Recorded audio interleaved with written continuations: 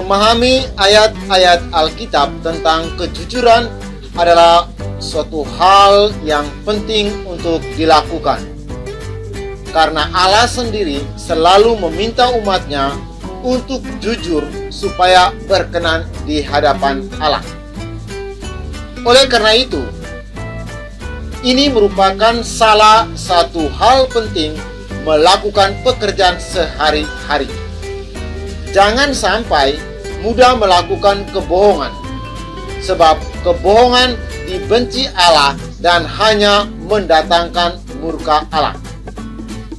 Melalui tema ini, kita diharapkan untuk bisa merefleksikan makna nilai-nilai kejujuran menurut kitab suci, sehingga bisa menerapkannya di dalam kehidupan keseharian kita.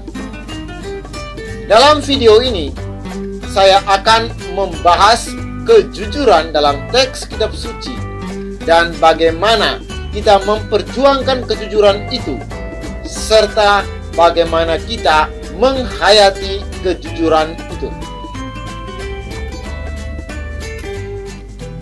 Bagian pertama, kita mendalami teks kitab suci yang berbicara tentang kejujuran.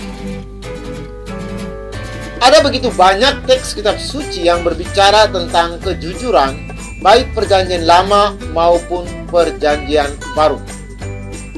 Tetapi di dalam pembahasan ini, saya mengajak kita untuk merenungkan dan mendalami teks Matius bab 23 ayat 13-16 dan Matius bab 5 ayat 33-37.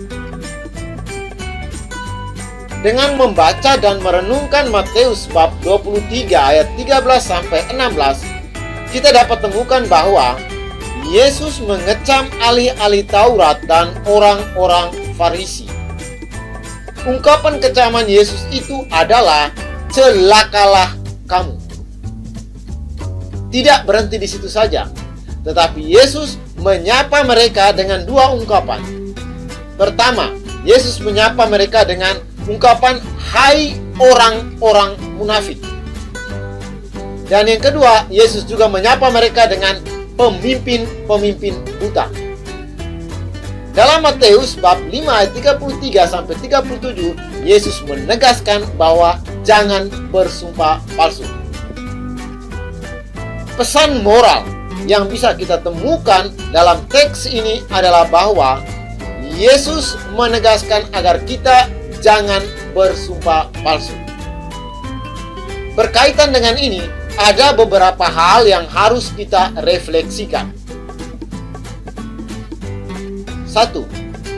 Bersumpah itu tidak boleh bila maksudnya menegaskan sesuatu hal agar pihak lain yakin apa yang kita katakan. 2. Lebih baik katakan yang sejujurnya daripada bersumpah. Dan bila kita renungkan, sesungguhnya apa gunanya bersumpah jika orang lain tidak percaya? Dalam hal ini, atau menghadapi kondisi seperti ini, maka biarkan saja. Sudahlah, yang penting kita sudah berusaha mengatakan yang sejujurnya. 3. Orang yang bersumpah palsu itu mudah sekali mengingkari sumpahnya yang telah dia nyatakan. Dan dia akan kembali bersumpah untuk menutupi sumpah-sumpah yang sebelumnya. 4. Ingatlah, bersumpah palsu mencerminkan kemunafikan sebab menyatakan suatu kebenaran namun penuh kepalsuan. Bagian kedua, kita merenungkan bagaimana memperjuangkan kejujuran. Sebagai orang-orang beriman, kita terpanggil untuk memperjuangkan kejujuran.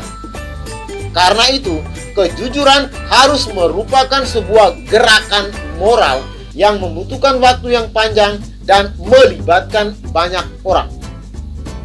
Sebagai gerakan moral, hendaknya selalu dinamis, gampang menyesuaikan diri, dan terbuka merangkul siapa saja. Gerakan moral ini harus mulai dari diri kita sendiri. Jangan menunggu apapun tantangannya. Gerakan moral ini harus bertumbuh dari akar rumput dan bermuara pada suatu aksi untuk pembaharuan dan pembangunan masyarakat yang sejahtera dan adil. Pola pendekatan yang bisa kita gunakan hendaklah pendekatan proses yang komunikatif. Bagian ketiga, kita menghayati kejujuran di dalam kehidupan kita. Orang-orang beriman harus bisa mengembangkan sikap jujur mulai dari rumah atau keluarga, dalam relasi dan komunikasi dengan orang tua, kakak, adik, dan orang-orang lain yang ada di dalam rumah. Sikap jujur juga dikembangkan dalam pergaulan di lingkungan tetangga maupun lingkungan sekolah.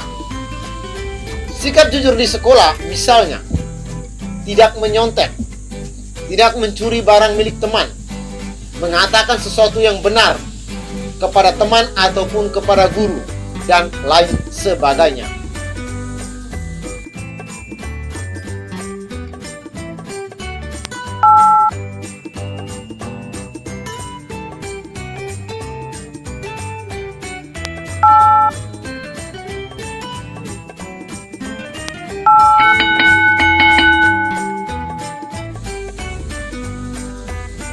Allah selalu menginginkan orang bersifat jujur.